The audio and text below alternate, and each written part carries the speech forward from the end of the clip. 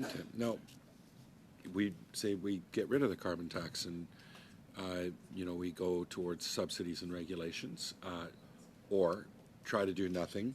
And the U.S. has really made it clear that there would be a border carbon adjustment.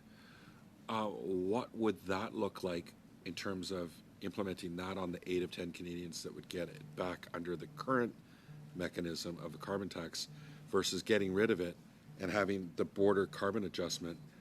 How would that play in terms of costs on the 8 and 10 that currently get a rebate? And secondly, I imagine that inflation would actually go up significantly more. Well, it depends exactly what would be done in place of a carbon tax. But if we speak just about a carbon adjustment at the U.S. border, so that would probably lead to economic slowdown, and that could be significant depending on the amount of the adjustment that the U.S. would impose. And it's not unthinkable that if this was to be a significant adjustment, it could lead to significant negative impacts on sectors that are more energy intensive. And we've seen what happens when the U.S.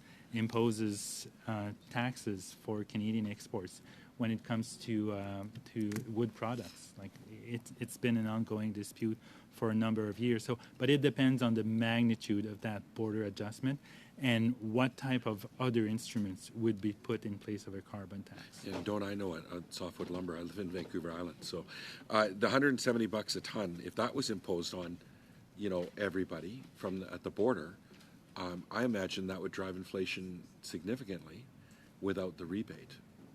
Well, it would drive inflation in the U.S. up, but in Canada it would probably have the opposite impact. Okay. It would act as a depressor on economic activity and on prices. So right. It would be the opposite impact right. or effect, which is not much better. In fact, it can be, you can say it's worse because it would depress economic activity. Yeah, gotcha.